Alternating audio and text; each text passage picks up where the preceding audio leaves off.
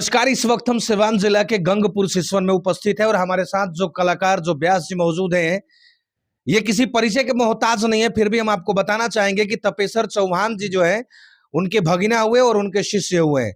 हमारी मौजूदगी आज इनके सानिध्य में और इनसे बात करने का प्रयास करेंगे कि गायकी के क्षेत्र में ये कैसे आए और कैसे जो है तपेश्वर चौहान जी के नामों को ये आगे अपने जो है लेकर के चल रहे हैं। सबसे पहले व्यास जी आपका बहुत बहुत स्वागत है।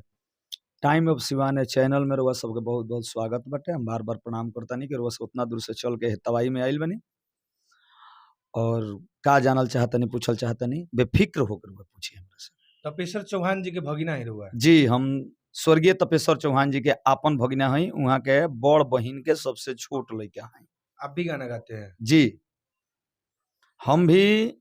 हम आज चौहान जी के एकलौता शिष्य कहीं, भगिना कहीं, जौन भी कहीं, एकलौता हम ही बनी। पूरा नाम रउर का हवे? सुदामा चौहान। सुदामा चौहान जी, गायकी के क्षेत्र में कैसे हुआ इन्हीं?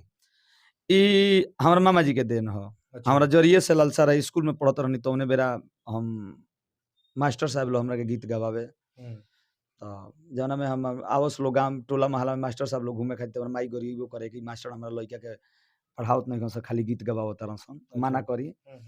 हम अपन नाम वही बेरा चौहान टाइटल लगावे लगनी। अच्छा, मामा जी से प्रेरित हाँ होके। हाँ, पढ़ाई लिखाई कहाँ तक भइल? 1998 में 14 जनवरी के हमार मामी अइली, हमरा के लिया के चल गइली रफीपुर।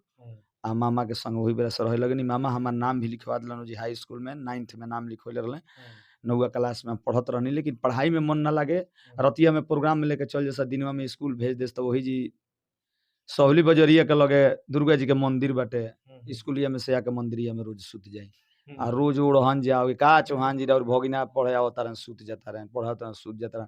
मामा एक दिन खूब खिसियलन कि पढ़ाई कहे नहीं करते, जाके काहे सुत जाता रहे। हम कहनी मामा हमारा वहीं लागे लगता, रात भर जागत नहीं, स्कूल में जाते तो हमारा नींद लागत, हमरा से नींद बर्दाश्त नहीं होत, उम्र कम रहे। मामा कहले तो का इच्छा तार करता, पढ़ब आगे गौनई सीखब। हम कहनी गौनई सीखम। वही जी पढ़ाई हमार रुक गई। आ मामा हमारा के अपना साथे घुमावते घुमावते अपना माध्यम से उठाना धैलन, जबले जियलन, जहाँ भी आत्मा होके, देवलोक में होके हमार हर एक इच्छा के पूरा कैलन मामा। मतलब 9th क्लास तक रुआ पढ़ल बने? पढ़नी हम। ओकरा बाद गौनई में चल गए? ओकरा बाद गौनई में हम चल गए। तो मामा के संगे रउरा मंच के इ करे के मिलल बा कि ना? अपना संगे भी खाड़ करा के हमरा के गवावस, गावे लागस तो संगे खाड़ करा के झाल बजवावस, हमरा गवावस। हम कहनी कि मामा हमार केसिट करा दो, तो सुमन सुरीला व्यास के संगे सोनू टेक कंपनी से जाना बड़ा हंसराज जी मालिक रहनी। ओ बड़ा एगो हमार केसिट दुगोला भइल, ओकरा गावे के तनको लूर ना रहे, ओ बड़ा बरियारी दुगोला करौले, तो उन्होंने हमार गाना ठीक ठाक चल गए। आ ओकरा बाद फिर हम दिलीप बाबा जौन विजेंद्र बाबा के भगिना लागिले, दिलीप बाबा, दिलीप गिरी सिधवलिया के निवासी, जिला गोपालगंज के, वहाँ के हमरा के छोट भाई खानी मानी। तो दिलीप बाबा संगे हम प्रोग्राम गौनी, आज भी प्रेम दिलीप बाबा से सही बा।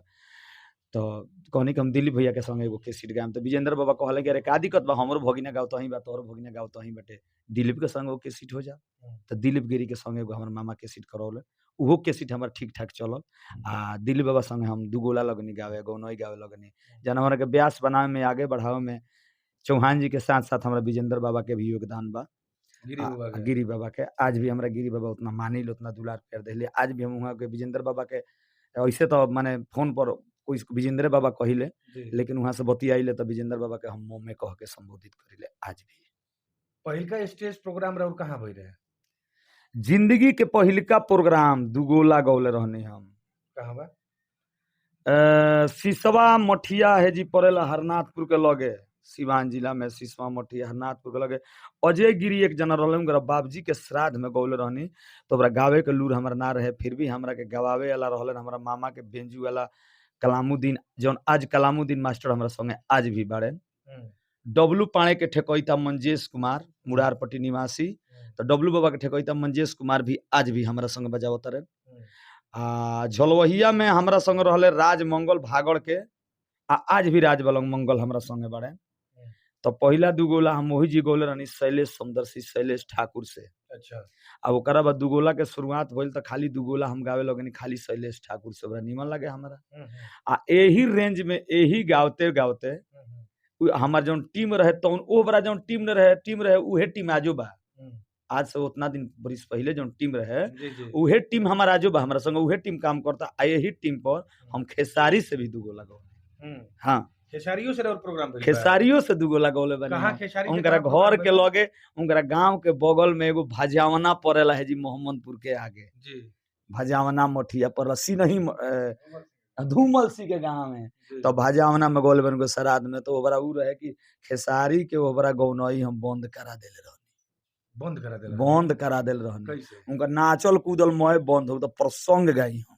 हाँ हमार काम रहे कि चौहान जी के प्रोग्राम में से आई, अपना मामा के प्रोग्राम में से, तो मैं जना सुत जसलो, हाँ। हम 2-4 घंटा किताब पढ़ी, ओकरा बाद सुती। अच्छा 2-4 घंटा किताब पढ़ी, ओकरा बाद सुती। हाँ। कैसे मामा एगो हमर बात कहले रहलन, देखी ओकरा गौनई हो के किताब के बिगोवल, हई तरह दादा के यहाँ लिखल बा, तो हई तरह बाबू के यहाँ लिखल बा, हई अफवाह ह, हई देख किताब में हई लिखल बा। तो ई केकरा में ओकर किताब फेंको? व्यास लो में होके, चौहान जी से होके, कमलबास कोर से फेंकवल हो जाओ, सुरेंद्र सिंह से फेंकवल हो जाओ, कमलाकांत बाबा से फेंकवल हो जाओ।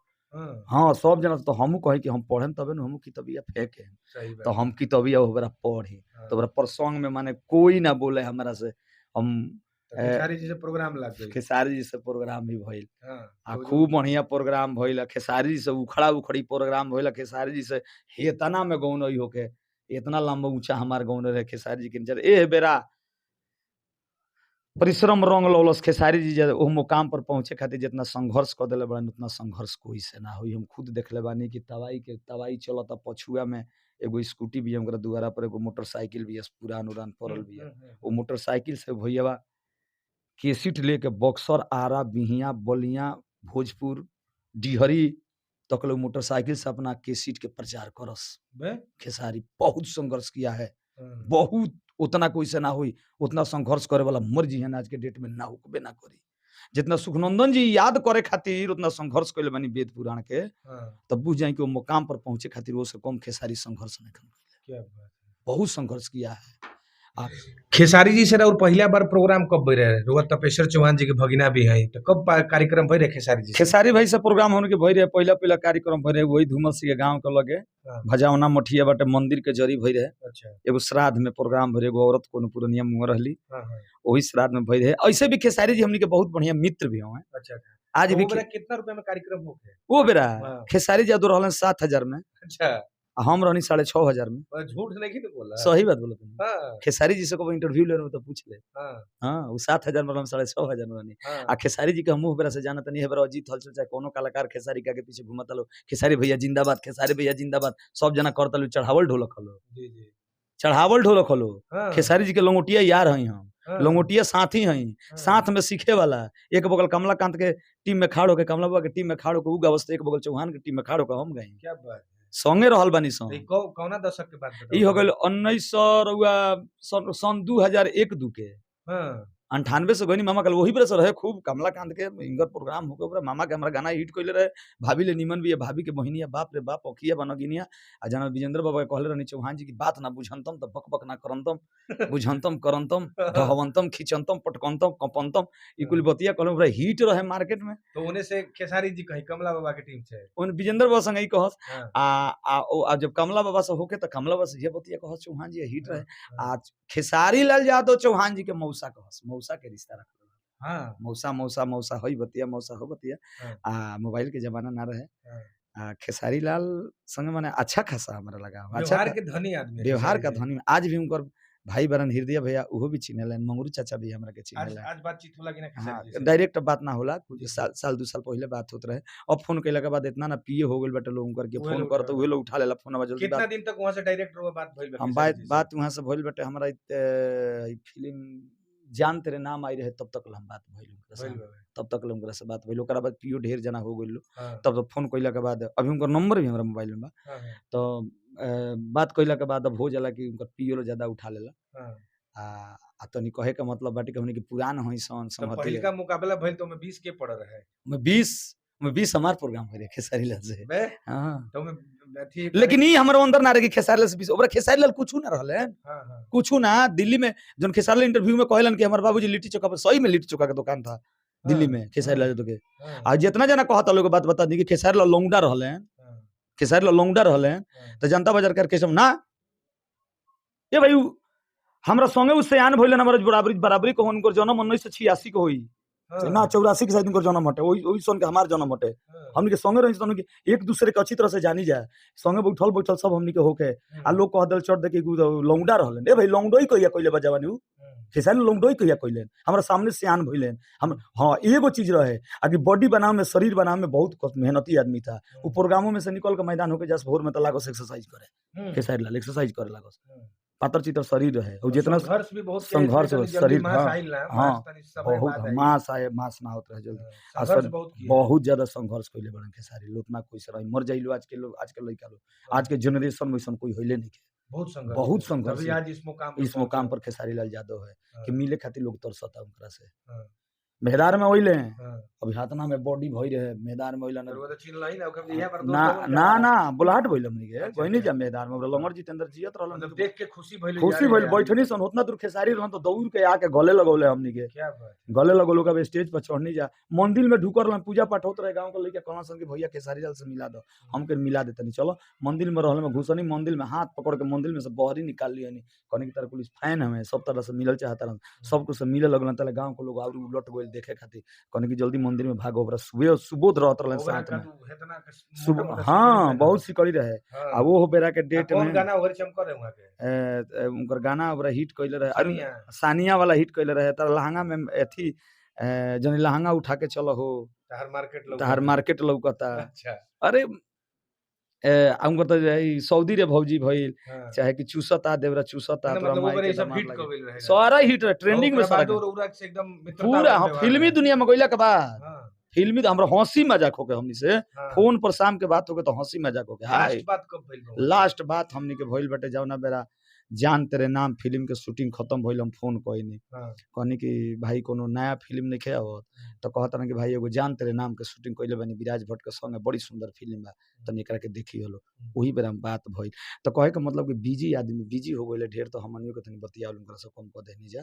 सही बात, बिजी हो गइले। देखिए आपके अंदर आपसे भी बात कर रहे हैं, बहुत लोग के इंटरव्यू हम देखले बानी खेसारी जी के बारे में, वो तो चल गेले त हमरा के हई ना कइले, लेकिन आपके अंदर ये सब चीजें नहीं है। आप जो है उनका लगातार बड़ाई कर रहे हैं और चीजों को समझ रहे हैं। तो जे कहता कि खेसारी लाल चल गेला हमरा के ई ना कल उ ना कल, तो आदमी इंसान जानते नहीं कि ओकरे सन बेहुदा इंसान में कोई हेलै नहीं कि चटुआ रहे खेसारी के संग घूम घूम खाली चाट के अपन जीविका उपार्जन चलावत रहे। हमनी के चटुआ ना है जा, हम खाड़ा आदमी हई। हमर बाप चोर होई तो कह दम कि हमर बाप चोर हमन गिरफ्तार करवा दम उनकरा के पुलिस वाला के। हम खेसारी लाल का अस्तित्व जानता नहीं, सब जानता नहीं। खेसारी लाल से संघर्षी इंसान कोई ना हुई। खेसारी लाल जितना मेहनत कइले बड़ा मुकाम के पावे खातिर वैसन कोई नहीं के कइले। खेसारी लाल जैसन कलाकार कोई ना हुई। खेसारी लाल वैसन कोई दिल के दरिया कोई ना हुई। एही एलन मेहदार में मैं कलाकार लोग जुटल बाटे, हाथना के गड्डी सुबोध लेले बड़े आ सब 500 रुपया लेके सब सारा लोग के माला पहना के देले आ लगे हमरा बैठल बड़ा खेसारी इतना दूरी पे बैठल रहनी। हां 500 रुपया हमरो के देके माला पहले, जपन जापानी के 500 रुपया देले, चौहान जी के 500 देले, विजेंद्र गिरी के देले, गौतम तूफान के देले, महात्म तिवारी के देले, सारा लोग के बुलौले रहले। अष्टजाम करौले रहले, महाशिवरात्रि चलत रहे मेहदार में, अष्टजाम भरे वही अष्टजाम में खेसारिये करौले रहले। उहे सबका के पैसा देके 50,000 रुपया आंख झपत 50,000 रुपया बांट दिया। ये बरा कोई 10 रुपया नहीं के देत। शंभू बाबा बार बार शिकायत करेलन खेसारी हमरा के छोड़ करे, तो तू खेसारी खातिर का कइले बड़ा, तारा के छोड़ले बड़ा खेसारी। जौना लेवल पर खेसारी बने अपन लेवल के आदमी खोजी है। यह काम बाकी तरह के लेके जीवन ढोत रहस। तारा खानी 500 लोग उनकर संगमा बक रउरा संगे खेसारी जी के बहुत गहरा दोस्ती रहल बा। बहुत बहुत बहुत बहुत कहे वाला बात नहीं के बहुत। अच्छा आज खेसारी से हमरा बात नहीं के होत, भेंट नहीं के होत, तो खेसारी के प्रेम हमरा दिल से निकलल थोड़ी बा। जहां है भाई राजा है। चलिए अब दूसरे तरफ चलते हैं। चौहान जी बड़ा जन बा, अभी रुआ थोड़ी देर पहले कहनी है कैसे वहां कुल कहानियां कहे तो कुल रुआ और मामा रे तो कुछ याद कइले बनी। हां कैसे तनी वो कहीं तो वहां कैसे कहे बोली कौन अभी ना रुआ कहत नहीं थोड़ी देर पहले हमरा याद नहीं आवा। अरे वहां के जगह कहे अपना स्टाइल में वो तो कहन की बात ना बुझन तम तो बकबक ना करन तम ध के पटकन तम खूब कहन तम घरे पहुंचो तम रो रो के कहन तम मेहरी पूछन तम कि का हो खन तम तो रो रो के कहन तम कि चौहनवा बड़ी दुर्गति करन तम। क्या बात है, याद कइले बनी रोरा। और पूछू तनी वहां के सब उनकर याद कइले बनी। कहिन कि ब्रह्मा के त्रियत्री के चंद्रमा के बुध के फुरुआ के आई के नूच नूच के जाजी के परचीन के परबीट के न मचू के चारू पत के बहुत के सनाती के रानाती के दुष्यंत के भरत के भरत कविता खानी लोगियन कहे तो दिमाग खराब हो जाए। व्यास रे कहन कि बाप रे बाप अपना सात पूत के नाम बतइबे ना करे ना मैं लगलन कुली देवता लोग के वंशज बतावे। मतलब रो के भी देख के ऐसा लागी ना जरूर ना हुआ पास में पूरा एकदम याद कर ले बनी। तो वो सब का कहत नहीं माई प्रोग्राम से तो बैठ के किताब पढ़े। हां आई तो 2 घंटा हम किताब का अध्ययन करे। तपेश्वर चौहान जी के सबसे अच्छा रौरा कौन गाना लागल? देखिए ओकरा हम गानो लिखे हमार गाना हुआ के गाए चौहान जी राइटर भइल हुआ हाँ क्या राइटर बात ओकरा है गाना लिखे तो कौन गाना रुआ वहां के और गइले रहनी वहां के एगो गाना हमार वहाँ गौले रहनी बहुत पहले जन गदर फिल्म हिट कैले रहे तो कहलन कि बाबू हमरा के गाना लिख दे एगो हां गदर फिल्म के हां हिट कैले बा विजेंद्र बाबा से कैसेट भइल कैसेट के नाम रहे गदर मुकाबला हम्म ओही में वो गाना रहे गदर में हाँ। अरे उड़ी जा काले कावा तेरे मुंह बिछु खंड पावा ले जा तू संदेशा मेरे मैं सड़ के जावा ऐसा ही गाना रहेगो हाँ, तो हाँ, गाना हम लिखले रहनी मतलब लगा फेवरेट गाना रहा है वो गदर फिल्म गाना तो लिखले ऊपर रहनी कौन रुआ लिखले रहने अरे बन ठन के तू कहवा जइबू ए दिलवर जानी हाँ, हाँ, तहरा प्यार में पागल होके हम तो मरत बानी क्या बात तू हरी सूरत के बुढ़िया चारू ओरिया हाला ओहो जहाँ जालू हवा तू चल वाद बरछी भाला ए गोरी हे ने आवो ना ओहो जिया के जुड़ावो ना हाँ गाओ सुनाओ। मतलब रुआ गानो लिखी है और गाना वहां के तपेश्वर चौहान जी गाई हाँ हाँ एक से काल गाना अच्छा चौहान जी के रोरा भगिना है चौहान जी के सबसे पहले जना बेरा लोग मार्केट में एक एक गो बच्चा एक एक गो मेहरारू लोग जानल वो बेरा पहचान बनल असली मुकाबला एगो आई रहे राम विवाह ना हाँ जुड़दार मुकाबला जोड़ीदार ओकर असली मुकाबला नाम रहे जोड़ीदार मुकाबला 1997 में हिट कल जोरदार मुकाबला ठंडी हाँ। के दिन रहे अच्छा और वही पर हम मामा के यहाँ गई रहनी 1998 में हिट कल जानवा गाना रहे कि भाभी ले निमन भी है, भाभी के बहनी है बाप रे बाप को रखिए बनगिनी है हाँ। अच्छा असली मुकाबला के बारे में रुआ का जानता नहीं असली असली मुकाबला राम विवाह वहां लोग के आई रहे ऊ केसिट ना हो हाँ मजाक भइल बे ओकरा सीडी के जमाना अबे शुरुआत होत रहे अच्छा आ एगो कैमरा पर उ शूटिंग भइल हाँ। सोनूटे कंपनी में हाँ। ओकरा के देखल गइल कि का होता हाँ। ताले मजाके में सुपर डुपर हो गइल महाराज तो मतलब घर घर के मेहरारू बाल बच्चा हमनी तक के देखले बनी सब अगर देखल जाऊ नु तो सीडी कैसेट के उत्पत्ति करे वाला विजेंद्र गिरी तपेश्वर चौहान सही बात बा भाई। महाराज तरी मुनी चलल राम विवाह एगो कैमरा पर रिकॉर्डिंग भइल हाँ। आ के ओकरा के चेक कइल गइल कि आखिर हो तो कैसन बा राम विवाह तनी देखल जा मार्केट में छोड़ल जा ढेर भइल तनी एकरा के देखल जा हाँ। ताले मालिक के दया भइल सुपर डुपर हो गइल रउरा ओबरे कितना साल के रहनी ओ बेरा लगभग अब साल तो ना बताएं लेकिन लगभग 81 रुपया भइल मतलब ई सब रउरा याद पड़ेला अच्छा से हाँ सब याद पड़ला मतलब यादाश्त ठीक रहे ओकरा हाँ ये हाँ। रास्ता में ठीक रहे लगभग 81 रुपया 2005-06 में तो भइल ई रउरा रिकॉर्डिंग देखले रहनी अपना आँख से ना ओ रिकॉर्डिंग में हम ना गए रहनी हमरा हाँ। के मामा कहले कि चल रिकॉर्डिंग बाटे अच्छा तो कोनो कारणवश हम ना गइनी मतलब ओकरा और पढ़ाई लिखाई वही जो चलत रहे हाँ नो पढ़ाई लिखाई बंद हो गई रहे लेकिन कोनो कारणवश हम ना गइनी कोनो कारण इतना याद नहीं का कारण लेकिन कोनो कारणवश ना गइनी हाँ। ना तो जितना उनकर गाना भइल सारा गाना में तो ई हमरा मजाक में राम विवाह शूटिंग भइल। मजाक में हो गई हाँ मजाक में भइल और का जानते नहीं एकरा बारे में थोड़ा सा बताई राम आ विवाह के बारे आ में ओकरा बाद जब हिट कइलस कैसेट तो टी सीरीज से मांग भइल आ अच्छा जब टी सीरीज से मांग भइल तो गोल टी सीरीज में हाँ तो टी सीरीज में गोल तो ओजी गाना ओजी भइल तो बड़की हॉल रहे टी सीरीज के पहली बार जीवन में हम टी सीरीज में ढुक रहने हैं अच्छा मामा के संगे मामा के सॉन्ग है हाँ। माने तार देहले ट्रेन में पहली बार उहे चढ़ौले तपेश्वर चौहान जी हाँ प्लेन में पहले बार उहे चढ़ौले माने सारा काम मतलब प्लेनो में रुआ के चौहान जी चढ़ा हाँ, देले अरे हमर सारा सपना चौहान जी पूरा कर क्या दिया, बात है सब हाँ तो जब सपना वहां बा- पहुंचनी तो वहाँ पहुंचनी तो विजेंद्र बाबा से गाना भइल हम्म, इनकरा से भइल रामाशंकर यादव जी से भइल हम्म, तो विजेंद्र बाबा से गाना भइल जना में ओकरा बाद इनकर 8 गो गाना ऐसे सिंगले भइल हम्म, जना में गाना एगो रहे कि अब गाना हिट कर रहे कल्पना के हम्म, कि एगो चुम्मा ले राजा जी बन जाई जाता क्या बात है हाँ जाता परदेश हिट बलमा कइले रहे ओकरा हिट गाना कइले ई। तो वही पर एगो गाना हम रहनी एगो और धनु नाम के एगो राइटर रहे हम्म, तो दोनों आदमी मिल के एगो गाना लिखनी जा हम्म, कि अरे रौरा के देख जतरा बनवनी के करा के बाटी हाय हाय वही पर गाना लिख लेने से चुम्मा ले राजा जी बन जाई जाता जतरा बना के मर्दा चल गई रहे हाँ, तले देवरा चुम्मा लेते में देख ले रहे हाय हाय अब हाँ, देवरा लागल भौजैया के परेशान करे तो भौजैया फोन कर लिए मर्दा लगा कि हो तू तो चुम्मा लेके चल गइल हई तो नतिया तंग कर देले बा हमरा के तो का कहता है कि रौरा के देख जतरा बनवनी के करा के बाटी अब तो देवरो मांगता चुम्मा हाय हाय अब देवरो मांगता चुम्मा वो करा के कैसे डांटी वाह। अब देवरो मांगता चुम्मा ओकरा गाना उनकर चौहान जी के हमारे ई हिट कइलस तो ई रउआ लिखले रहनी हम एगो धनु नाम के रहले राइट क्या बात है अच्छा जोन वहां के हो गनवा गइले रहनी ये के छप्पन देवर बीरपन ई महेश परदेसी के लिखल गाना अच्छा महेश परदेसी जोन खेसारी जी के बाद में हाँ। लिखल बनी पहले महेश परदेसी चौहान जी के राइटर मतलब रहले। वहाँ के शुरुआत से ही लेखक शुरुआत हैं। से हाँ इहो गाना बड़ा हिट कइले बड़ा रहे। हिट कल ए गाना के एक बार होली में गौले रहले जना बड़ा के गौले रहलन गुडू रंगीला लादेन घुसल बा लहंगा में लादेन घुसल बा लहंगा में। एगो होली गौले रहलन कि हाँ। लादेन घुसल बा लहंगा में हाँ, हाँ, तो ओकरे काट में गौले रहलन हाँ, होलिये में गौले रहलन कि एके छप्पन लेके भी अपन सैया हो सीधे उ गाना रहे कि होली में सैया तू बारो बहारा हाँ। देवारा गारदा मचवले बा एके छप्पन लेके बीरोपन सैया हो सीधे भीरो बोले बा ना हिट कइलस हाँ, तेकरा के राम बीमा फिर गौले हाँ। कि सुनो ये सैया तू गइल बहारा देवरा गारदा मचवले बा एक छपन देवर बीरपन सैया हो सीधे भीरो बोले बा वह हिट क गर्दा हो गइल। गइल गाना बा मतलब जोन ई राम विवाह बनल ई मजाक में बनल। मजाक में। अच्छा मामा को बतैले कि ना कि बड़ी इतना पैसा कमैलस ई राम विवाह। एमे ढेर कमाई मामा के आज विजेंद्र बाबा के नाम है कंपनी वाला तो बड़ी कमैले कंपनी वाला बड़ी कमैलस कंपनी वाला लोग ऑफर बड़ी दे देहलस हाँ।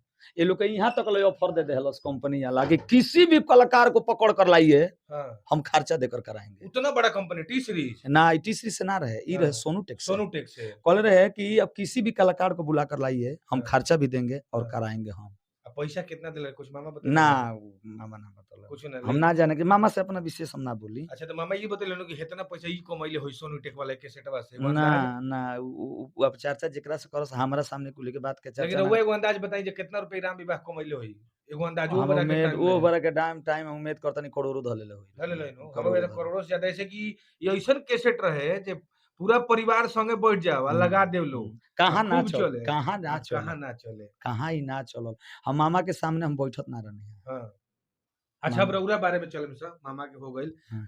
रौरा का गावेनी मंच से आध्यात्मिक गावेनी प्रसंग गावेनी या जौन घरी चलत उ गावेनी का गावेनी रौरा देखी जैसन गहकी भेटा जाला वैसने हम सौदा बेचे लागिली होलसेलर हई अच्छा अब कोई कह दे कि ना बेहजी खाली लाइदारी हुई तो रात भर लाइदारी मतलब ई गांव के दुकान ना है शहर वाला होलसेल है होलसेल ह टणक से माल चाहे कि साइकिल पर चाहे कि मूड़ी पर ले जेब मैं व्यवस्था बा हमरा लगे कि अच्छा झोरा में ले जेब एगो तनी अपन कुछ बताई केंगा शुरुआत होला जैसे कि अगर कोई कह दल कि प्रसंग गावे के बाद तो हम पहले पूछे हाँ कि कौन प्रसंग गाएम तो जहाँ तक लोग हमरा के फरमाइश करेला कहेला कि रउआ महाभारत गाएं कोई में कोई कह दल कि जी चौहान के मुंह से महाभारत नहीं तो वाला रौरा महाभारत रामायण सब पढ़ले बनी पढ़ले बानी अंथा सागर हो जहाँ तक ले पढ़ले बानी तहाँ तक ले गाई ले अभी तो ना कहम कि हम सब पढ़ले मैं बानी सब नहीं दी तरह और बड़प्पन बा जरूर अभी बात बोलत नहीं अंथा लेकिन सागर पढ़ले बनी लेकिन जौने हम पढ़ले बानी तो हम साफ सुथरा पढ़ले बानी महाभारत के कोनो ऐसन चौपाई नहीं थे तनी हम ज्यादा वेद व्यास के पढ़ले बानी हमरा माँ गुरुजी सुखनंदन यादव जी वहाँ के बॉम्बे प्रेस वाला भी जी गौले बनी गाइले सबल तनी सिंह एगो चौहान के तनी एगो आ हमनी के महाभारत के गाइले जाए महाभारत वेद व्यास के हम ज्यादा गाइले का तनी आ सुनाई जावना में ज्यादा हमारा रहेला ठाकुर जी के गायत्री ठाकुर जी के भाव में हम ज्यादा गाइले तनी एगो हो जा कृष्ण भगवान शांति दूत बन के गइल बड़े जना बड़ा 5 पांडव के वनवास खत्म भइल अच्छा 5 पांडव लोग कन्हैया से कहल कि कन्हैया हम्म, कानून के मुताबिक हम्म, हमनी के वनवास काट के आ गई नहीं जा हम्म, अब ई बताई हमार हक भइल कि ना तो काहे ना भइल तो कहले तो जाके कह दी धृतराष्ट्र से दुर्योधन से कि आधा राज पर दे देस लो आ नहीं तो 5 गो गांव देहस लो ना तो हम क्रांति करब अब हम लड़ाई करब शांति दूत बन के कृष्ण गइले तो एजीब हम भाव दिले है जे कि अरे ए हो ब्रजराज आज धावन के काज करो धर्मराज कहले कन्हैया से कि ए हो ब्रजराज आज धावन के काज करो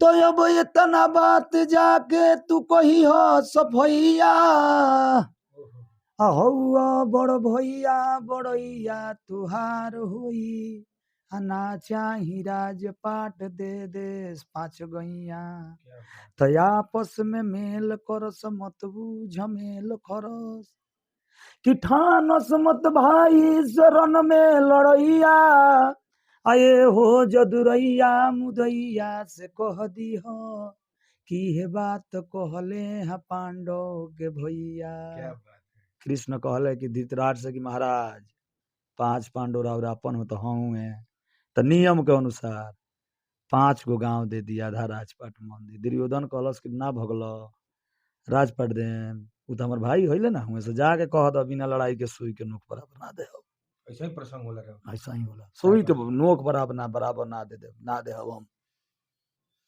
अरे हिसना बटाई तरलावा फूसी लावला से भिलाई के झगड़ा मुस फरिया वाला कौन हैया जीवन भर नचल डांड हिलौलो मौगई के लाइल बड़ा झगड़ा फरिया तू अच्छा अरे हिसना बटाई तरलावा फूसी लावला से अब हिसना बटाई लावा फूसी लावला से बाप होंगे दोसर होई माई आ काका के जामल रहिते संत देती राज वधियाई तरलावा फूसी लावला से हिस्सा ना बटाई कहले कि हिस्सा ना देबो कोने कहले कि ना देबो अब सब देबो हाँ, आधा ना सब देबो केंगति देबो बता दी अरे हथियार से देबो हो हथियार से देबो तो हो लोग के हिस्सेदारी हथियार से देबो तो उड़ान भरत हुई बड़ा तेज है क्या ब्याज है एक बार भी- अपन पूरा परिचय बता भीम दियो। बालवा नवा से होई जब भीरा नवा तो रानवा में गदवा के मार से देबो वो लोग के हिस्सेदारी हथियार से देबो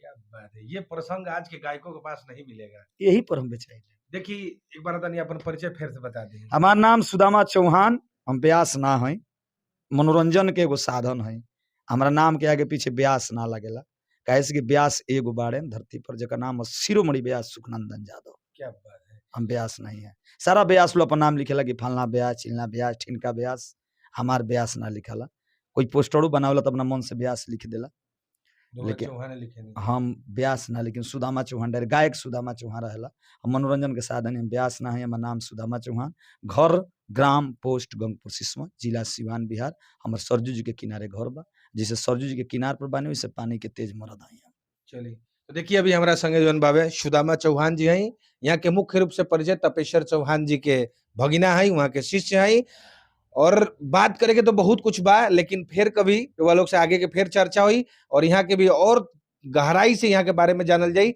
नेक्स्ट वीडियो बहुत जल्दी आई तब तक लिए प्रणाम कमेंट में अपन राय जरूर दें कि यहाँ से बातचीत करके कैसन लगल धन्यवाद जय श्री जय श्री राम